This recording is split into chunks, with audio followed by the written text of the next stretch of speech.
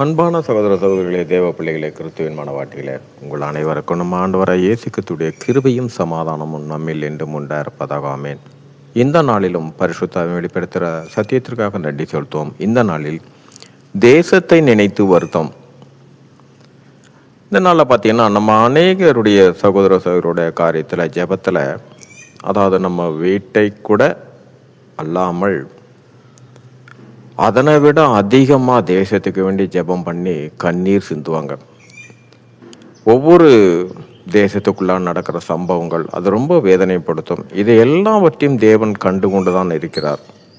உங்களுடைய வருத்தம் மெய்யாலும் தேவன் உங்களை குறித்தாக மகிழ்ச்சி தான் அடைவார். ஏனென்றால் தன் தேசம் என் தேவனால் அற்புதமாக சிருஷ்டிக்கப்பட்ட என் தேசம் சகலமும் என் இரட்சகராய் இயேசு கிறிஸ்துவை கொண்டு அவருக்கென்று அவருக்காகவே உண்டாக்கப்பட்ட அப்படிப்பட்ட ஒரு தேசம் இன்று பாவத்தின் மிகுதியினால் இப்படி சீரழிந்து போவதற்காக நீங்கள் வருத்தப்படுற இந்த காரியத்தை தேவன் நோக்கி கொண்டு தான் இருப்பார். ஆனாலும் தேவ சித்தம் என்று ஒன்று உண்டு. அந்த சித்தத்தை ஒரு நாளும் தேவன் மாற்ற மாட்டார். இங்கே பார்த்தீங்கன்னா, உலக வல்லரசான அமெரிக்கா எவ்வளோ பெரிய ஒரு நாடு, மொத்த உலகத்தையும் அவர்கள் கரத்துக்குள்ளே இருந்தது. ஆனால் இன்னைக்கு அமெரிக்க தேசம் அநேக சிறிய சிறிய தேசங்களால் கூட எதிர்த்து நிற்கிற அளவுக்கு ஆயிடுச்சு. அப்போ இது எல்லாவற்றையும் தேவன் அறியாமல் நடப்பதல்ல. ஆனாலும் பாவத்தின் மிகுதியினால் பிற்காலத்தில் இதுபோல் சம்பவிக்கும் என்பதை தேவன் முன்பாகவே நம்மை அறிந்த தேவன் அதை வெளிப்படுத்தினார்.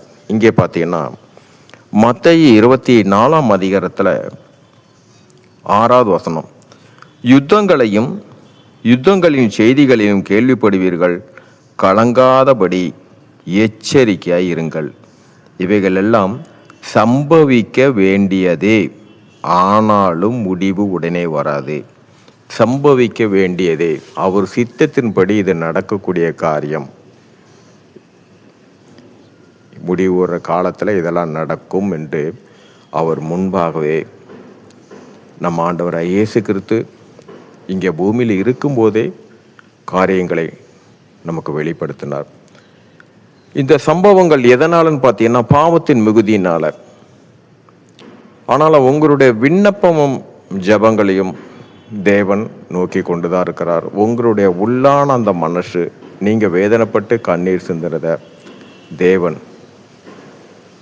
எதை கொண்டு இந்த காரியம் எண்ணுவார் என்றால், நம்ம ஆண்டவரை இயேசு கிறிஸ்துல சிலுவையில் அறையப்படும் போது பார்த்தீங்கன்னா,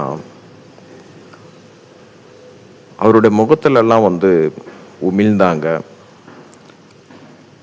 ரொம்பவும் அவரை துன்பப்படுத்தியது மாத்திரமல்ல, அப்பொழுது கூட நம்ம ஆண்டவராய் இயேசு கிறிஸ்து என்ன சொன்னார்னா, பிதாவே இவர்களை மன்னியும், தாங்கள் செய்வது இன்னதென்று அறியாதிருக்கிறார்கள் என்று அவர்களுக்காக பரிந்து பேசினார். இதனுடைய காரியம் சகலத்திற்கும் மேலான ஒரு நாமம், வல்லமை உள்ள நாமத்தை தேவன் தன்னுடைய குமாரனு கொடுத்தார். அதே போல் உங்களுடைய ஜபங்களுக்காக எல்லாவற்றையும் தேவன் நோக்கி கொண்டு தான் இருக்கிறாரு.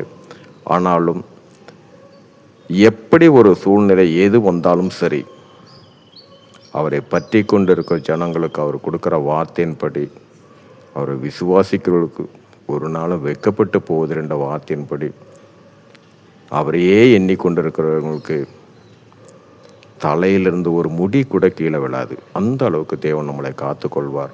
உங்களுடைய மன விருப்பம், உங்களுடைய ஜெபங்கள் எல்லாம் பரலோகம் நோக்கி கொண்டு இருக்கிறது. ஆனாலும் தேவ சித்தம் என்று ஒன்று உண்டு, அதை ஒன்றும் மாற்ற முடியாது. ஏன்னா தேவன் தீர்மானித்து வைத்தது. அவருடைய காரியத்தில் ஒரே வார்த்தை தான், அந்த வார்த்தைக்கு எதிர்வார்த்தை அல்ல.